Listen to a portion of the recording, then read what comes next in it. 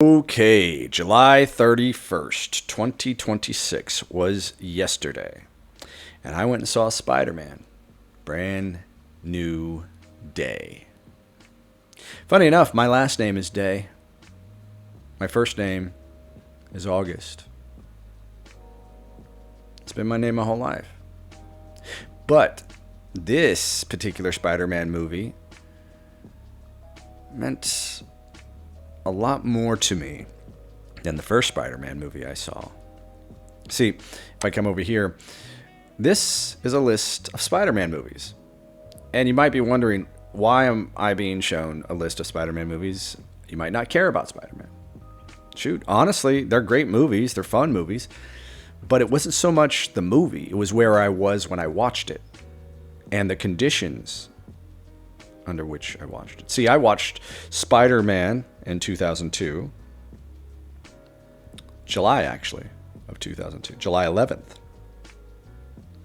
And I shouldn't have watched that movie. If you know anything about me, you know that I grew up Mormon. And that I was actually at the tail end of my basically forced and coerced missionary experience where I was handling the responsibilities of a priest in my religion. I was considered an elder, which is another title usually given to mystics throughout the ages. You know, elder of a tribe, elder of a community, elder of the, whatever group, elder of the Druid Grove. You can basically put that moniker, no different than you put wizard, witch, sorcerer, high priest, pope. You could do that too. Saint. These are all labels for the holy men in our societies. And I think the more we move on down the road of time, and the more we get involved in our new storytelling abilities, we tend to forget why storytelling is so fundamental. It's just as fundamental as breathing. We know these great religious stories, the ones of Muhammad, Jesus, Vishnu, Buddha. We can tell stories of gods all day long. And to be honest, Spider-Man is basically, our modern day version of virtue-wielding gods. Jesus is a virtue-wielding god. No different than Vishnu or Buddha. Without their virtues, they're nothing. Just like Spider-Man. Without his virtue, he's nothing. Now, this video is about truth. And, like I said, I don't have to lie. I went and saw Spider-Man last night. And oddly enough, the ticket that I bought was in Thai. And I didn't mean to buy it. I wanted to buy it in English. And so they refunded my ticket and gave me a new ticket for 9 o'clock. It ended up being a 3-hour-long movie, and I didn't get out until August 1st. Very weird. Very synchronistic. And in the spirit of telling truth, I want to tell a few more stories about this list. See, this is a list of total and annular solar eclipses. And funny enough, the same year I was born, on July 31st, there was a total annular solar eclipse. There was also one on May 10th. I share another common date with, that's the same day that I joined the United States Air Force and became a cryptologic linguist and a network engineer, studying the ins and outs of, all of Arabic. I actually did tours in Afghanistan, Kuwait, Kyrgyzstan. Spent a long time in Germany, did some missions in Israel and Spain. Funny enough, this August 12th, this is happening less than a week and a half. Now notice there's only 1, 2, 3, 4, 5, 6, 7, 8 eclipses, including the one that hasn't happened yet.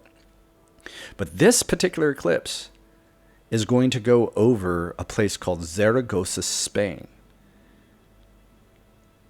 where I spent a big chunk of my military career at Combat Communications Squadron and performing a mission there. A mission that allowed me to, take my first flight in an F-16. But that's not the only thing I want to talk about. See, most of these clips were in the 90s. And then there was nothing. There was nothing until 2017. The same year that this particular movie came out. Odd. Homecoming. It also happened to be the same time frame in which I got out of the United States Air Force. The same exact. So notice how it's Spider-Man, Spider-Man 2, Spider-Man 3, and then Spider-Man, Spider-Man 2. And then 2016 happened. And this is, I would say, this is when I started having these contextual synchronistic events. This is when I went down the rabbit holes of Carl Jung, trying to figure out what was going on. But that's not what I want to talk about here. Once again, this is a story about me. This is a story about the truth. It's a story about my son, Bowden, who I more love. And I say it that way for a reason. Remember, I was a linguist. And as a linguist, I don't say things on accident. I say them on purpose, even if it makes people mad. So, why does it matter? Why does this list matter at all? Well, see, on August 21st, 2017, I was in Oregon. I did see this eclipse. All of these I don't know where they happened. I don't feel like I was anywhere near them. Actually, in 1999, I was in Colorado Springs. But I did travel to France shortly after. And yeah, I was there. But I was in Portland, Oregon for this one. I was in the Yucatan, right where this one landed. And I made a special trip to New Athens, Illinois, to be in a very specific place for this April 8th, 2024 experience. Now, these three dates are very curious right now because this date isn't just the same date as an eclipse. It's the same date that I was granted a divorce from my now ex-wife, who on October 14th made a fraudulent claim against me. A horrific claim, a disturbing claim that allowed her to basically abuse the justice system and steal my son. I haven't had a full 24-hour period with my son since March 10th, 2025. Cumulatively, I've only been able to spend a total of 10 days with my son since then. See, on August 8th, I brought charges. Well, actually, it was April 1st I brought charges. And April 8th, finally, after the investigation and the prosecutor and the detectives all figured out, with the evidence that I provided them, they all knew that this woman needed to go to jail for 3 counts of perjury and 1 count of abduction of my child. And on April 8th, the same day that I went to New Athens and saw this eclipse, happened to be the same date this court system decided to hold her second official hearing. And on this date, the justice system itself decided to lie to me, to my lawyer, and to embarrass itself in front of the virtue of justice. And it lied. It disgraced itself in front of truth. And then it decided to hold a new hearing 6 months later. And I decided that it was time for me to leave and go to a new place. A place that was shown to me in a very unique and beautiful way, called the Sanctuary of Truth in Thailand. And that's where I am now. And on August 12th, I will be in Chiang Mai, Thailand. And I will once again be making a video about truth, usually anywhere between 10 and 20 minutes long. And I will give you the rest of this beautiful and amazing story. See, I don't choose these dates, just like I don't choose my synchronicities. Somehow, some way, they align perfectly. No different than that sun and moon do during these particular moments. So, what does it all mean? You're probably wondering, what does it mean? And that's the beauty of mysticism. On this journey of figuring these things out, I have found a peace, an amount of acceptance that all of these things are happening precisely for a reason. And this allows me to be in the right place at the right time for the best possible outcome. Now, from most people's vantage points, they might not believe that. But what this allows me to do is to tell people things that they need to hear. Not that they want to hear, but they need to hear. And so what I'm about to tell you is not so much for you, but for my son.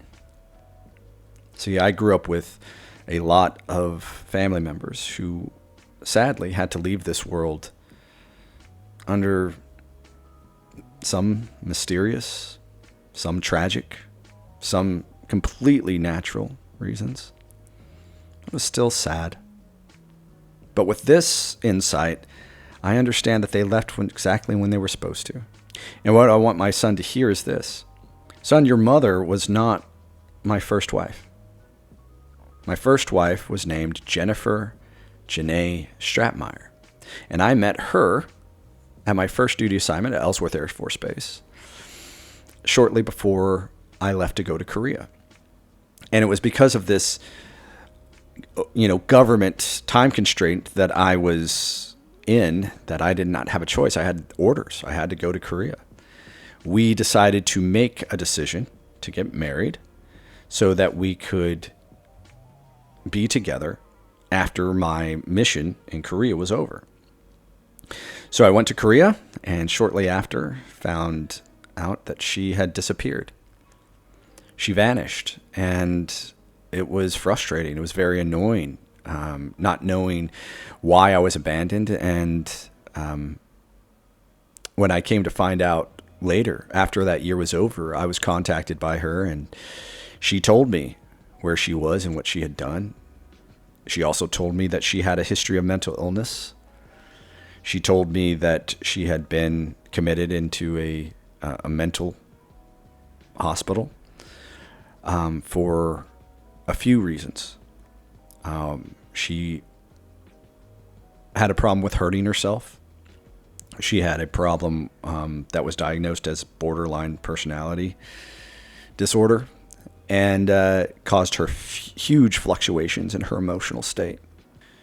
She also told me at this time that she had been living off mostly her father's money and had been lying to him, and that he had pulled his support from her, and that she was desperate, and that she wanted to get help, but not from him.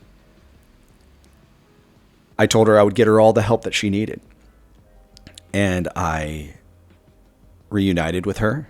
I told her she needed to go see a psychiatrist and that she needed to get this done, but I was here to help her because I had made that promise to her through my commitment of marriage.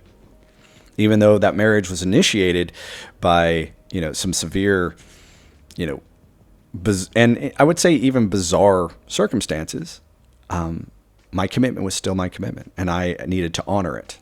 So I did. She repaid me by lying to my superiors.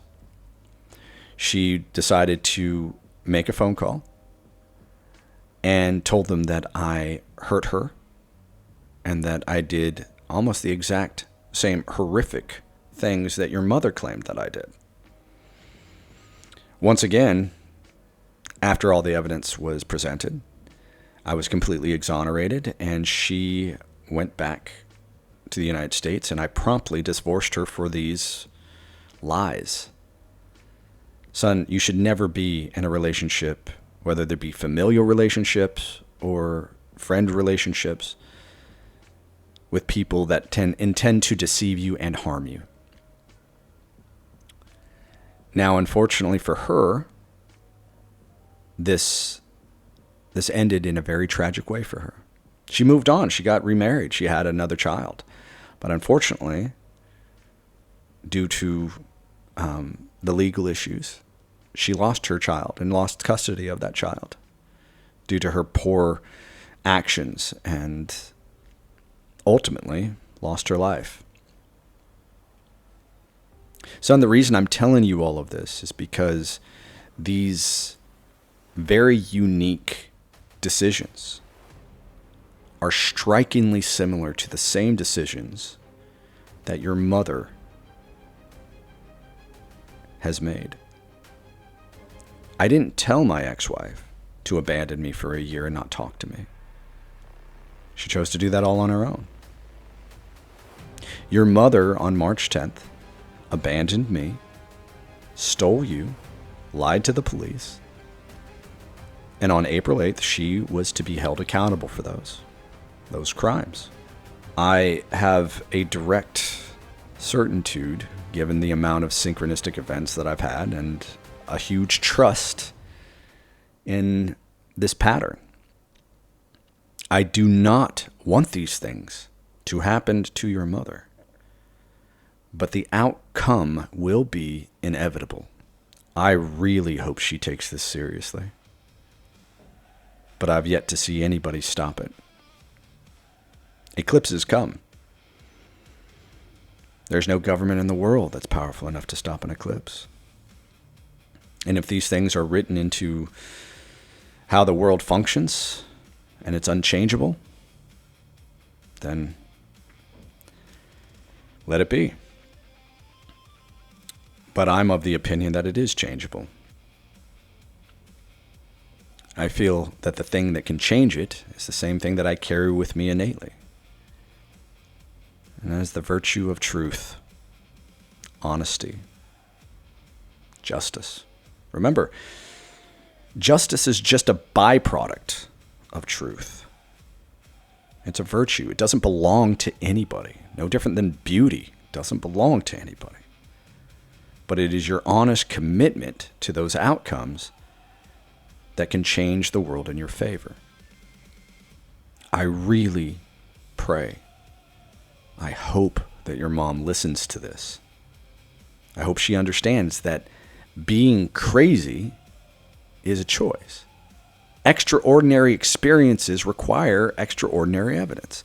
That's what I'm trying to offer you. That's what I'm trying to offer anyone who listens to this. I'll make the claim. I'll watch the eyes roll. I'll watch people become frustrated with trying to figure out how it is even possible, the things that I'm saying. And then I'll simply point out the outcomes. You know, some people are just happy enough that their car works. They don't need to know how it works. They're just happy that their phone works. They don't need to know how it works. They're happy that their heart beats and their lungs breathe. They don't need to know how it works. Other people, like your dad, I just have to know how it works. I want to know. And knowledge, wisdom, truth, they are beautifully intertwined, son. And I want to teach you everything about those worlds. I want to teach you about my experiences. I want to teach you why I was drawn to these eclipses. Because I think at the end of all of this interweaving golden thread that ties all the religions together, I think it's something that is meant to be uncovered. I more love you, son. And I want you to know that I want the best in this world for you. Best doesn't mean easy. Best doesn't mean, forever beautiful. Best means balanced, equal parts. You want the good parts and the bad parts to stick out equally so that you can see a beautiful, amazing picture. You know, we want to be able to remember not just the good things, but the bad things. They're all important. Now, I want you to respect your mom, and I want you to be able to tell her whatever it is that you need.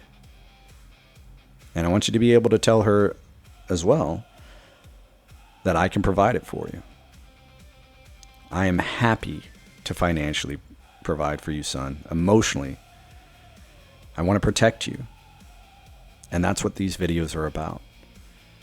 In the world that's coming, and the one that I told your mother all about, I've been telling everybody about this world that's coming. A new list of dangers will present themselves. Ones that we easily overlooked in the past. And I want to be there to help you, to guide you, and anybody else who needs it for that matter. Son, balance, patience, discipline, direction, these are coming. These are all part of becoming a man. Knowledge and wisdom, these are all part of becoming a great man. I want you to come here. I want you to be part of Thailand. I want you to be part of Malaysia, Southeast Asia. I want you to go on this adventure with me, son, because that's what men do. Men go on adventures, while most women just sit at home on their butts. Sad but true. I more love you, son, and I cannot wait to see you again. You're one of the most important, actually, you are the most important person in my life, and I want to share all of this with you. Learn wisdom in your youth, son. Learn in your youth to follow the word of God.